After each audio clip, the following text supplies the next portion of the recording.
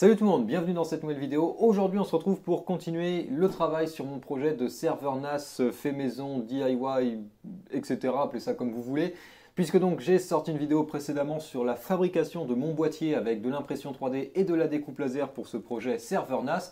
Et bien aujourd'hui on continue avec une deuxième vidéo et aujourd'hui on va s'intéresser à la plateforme que je vais installer là-dedans ainsi qu'au système d'exploitation. Ça m'a été demandé je ne sais pas combien de fois. Et bien on va en parler aujourd'hui puisqu'on va également installer donc le système d'exploitation pour mon serveur NAS. Ce que l'on ne va pas faire aujourd'hui c'est installer des disques durs. Enfin j'en installerai juste peut-être un pour illustrer et puis tester un peu tout ça, mais on ne va pas installer de disques durs, monter une grappe RAID et compagnie aujourd'hui, tout simplement parce qu'il faut encore que je me procure des disques durs. Donc pour aujourd'hui on s'intéresse uniquement à la plateforme que je vais installer là-dedans et à la configuration du système d'exploitation.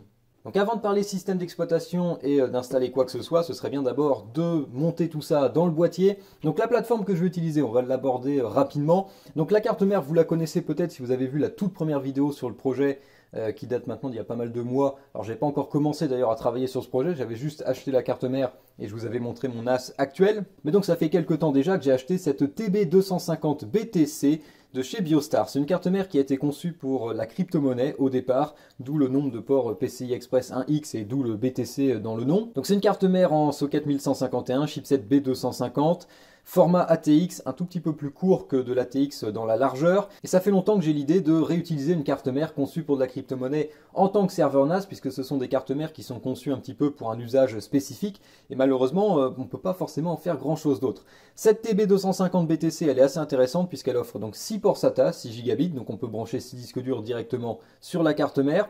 On a également donc un port M2 que j'ai peuplé, et j'en parlerai juste dans un instant. L'intérêt de cette carte mère aussi, c'est que elle coûte vraiment pas grand chose. Je l'avais payé, c'était 15 € sur eBay, plus même pas 10 € de frais de port, pour une carte mère qui est quand même en chipset B250, c'est assez intéressant. C'est une carte mère donc qui est d'occasion, qui a été utilisée je dirais pendant environ un an, je sais plus quelle est la...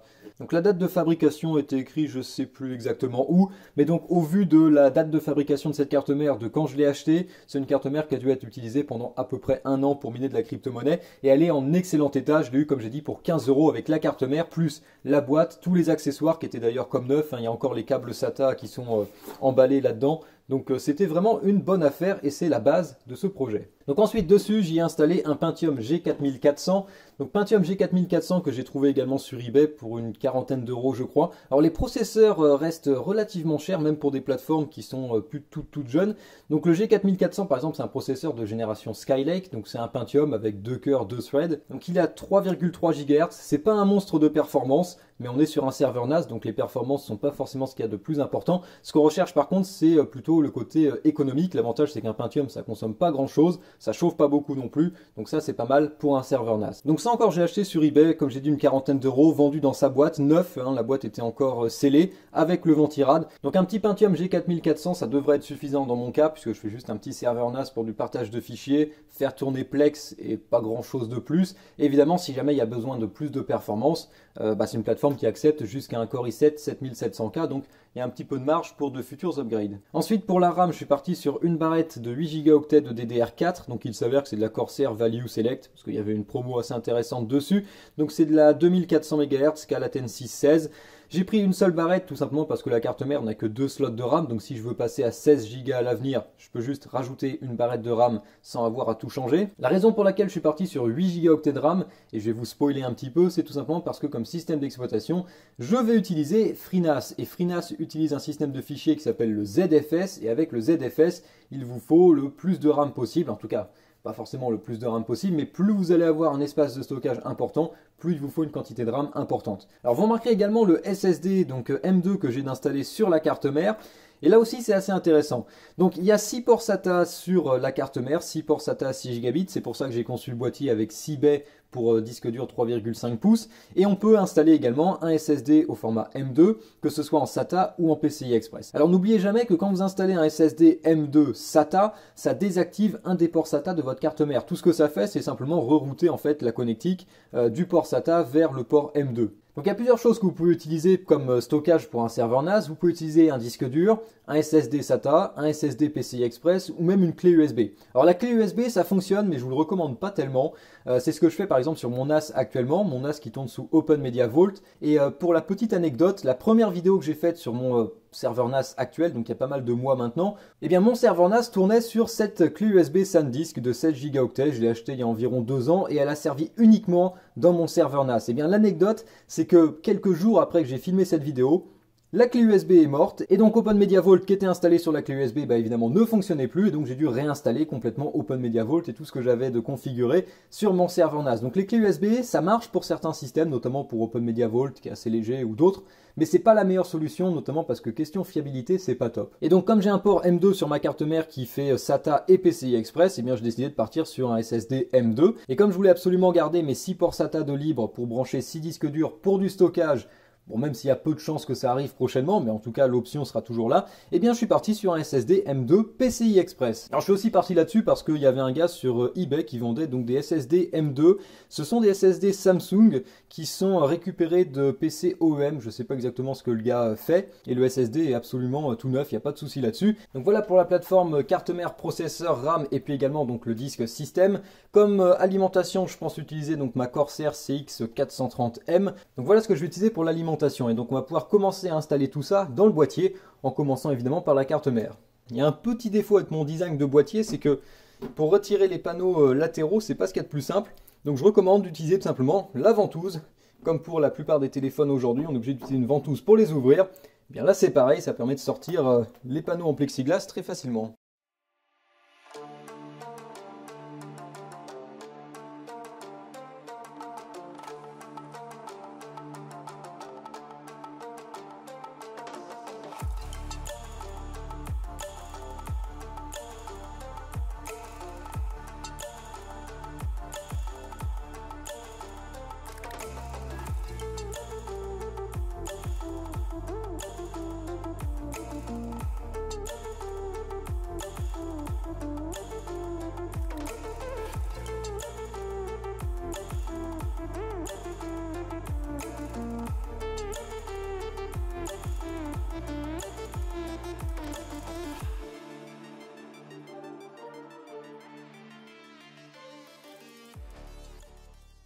Et je suis de retour, alors il s'est passé un petit peu plus de temps que prévu, comme vous venez de le voir, j'ai monté la carte mère, l'alimentation, un disque dur qui va me servir pour faire quelques tests et j'ai également retravaillé un petit peu la ventilation puisque ce que je vous ai pas dit c'est que j'ai également commandé des ventilateurs, donc j'ai utilisé deux Be Quiet Pure Wings 2 que j'ai donc installé à l'avant du boîtier sur les deux emplacements 120 mm. J'aime bien les Pure Wings 2 de chez Be Quiet puisque ce sont des bons ventilateurs qui sont assez performants, assez silencieux et pas extrêmement chers non plus.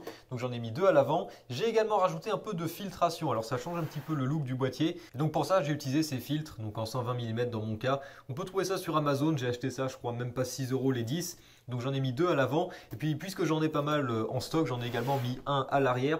Donc ça va permettre de bloquer un peu la poussière pour éviter qu'il y ait trop de poussière à rentrer. Ça protège également les ventilateurs, notamment en évitant que des choses viennent se mettre dans les pales. Donc voilà l'état du NAS pour le moment, en attendant donc que je tout simplement trouve des disques durs à mettre là-dedans et également que mes deux backplanes SATA soient fabriqués. J'ai commandé des PCB sur mesure. Alors évidemment, avec la situation en Chine actuellement, les choses vont peut-être prendre un petit peu plus de temps que prévu. Mais donc j'ai deux backplanes SATA qui vont évidemment aller au fond du boîtier et les disques durs viendront tout simplement se brancher dessus facilement. Puisque j'ai conçu le boîtier avec cette idée en tête, c'est pour ça que les ouvertures sont faites telles qu'elles sont faites. Donc ça arrive dans la prochaine vidéo. Mais donc en attendant, j'ai quand même un système qui est opérationnel et on va pouvoir s'intéresser un petit peu à la partie système d'exploitation. Donc on peut faire tourner son serveur NAS sous à peu près n'importe quoi.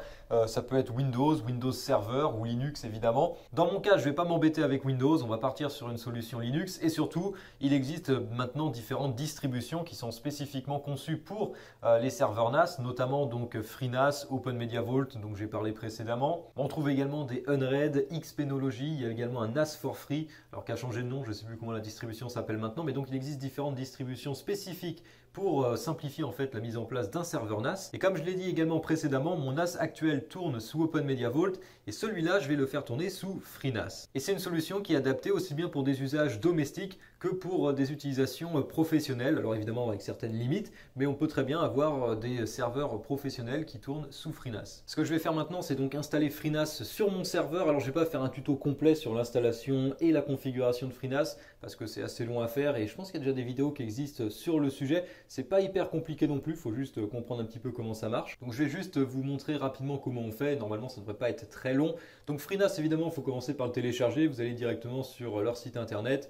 pouvez télécharger donc la dernière version sous forme d'une image ISO qu'il faut ensuite graver sur une clé USB. Et ensuite, on va pouvoir faire booter la carte mère donc sur la clé USB pour commencer l'installation. Donc la plupart des cartes mères aujourd'hui ont un menu de boot. Donc par exemple, mon cas c'est F9 et on peut sélectionner sur quel disque démarrer. Donc là, c'est ma clé USB. On peut lancer donc l'installation de FreeNAS. Donc à partir de ce menu, évidemment, nous ce qu'on va faire, c'est une installation. On sélectionne le disque dur sur lequel on veut installer FreeNAS. Donc, généralement, il est recommandé de laisser connecter uniquement le disque dur ou le SSD sur lequel on installe l'OS, de déconnecter tout le reste. Ici, donc j'ai mon disque dur de 500 Go Samsung pour test que j'ai laissé brancher. Mais évidemment, je vais sélectionner donc mon SSD M2 PCI Express de 120 Go. Évidemment, on nous demande si on est sûr de vouloir faire ça puisque toutes les données vont être effacées. Ensuite, on nous demande un mot de passe. Donc retenez-le bien puisque c'est le mot de passe de l'utilisateur root et vous en aurez besoin plus tard pour vous connecter sur l'interface web du serveur. Faites attention parce qu'à ce moment-là, normalement, le clavier est en QWERTY. Donc souvenez-vous bien de ça pour la suite. Ensuite, on nous demande sur quel type de boot en fait on va avoir, si on est sur de l'UEFI ou du BIOS. Donc toutes les cartes mères récentes sont en UEFI, les anciennes cartes mères sont donc sur des BIOS. Nous, évidemment, on va sélectionner UEFI. Ensuite, l'installation se fait et ça ne devrait pas prendre très longtemps, surtout dans le cas présent puisqu'on est sur un SSD PCI Express.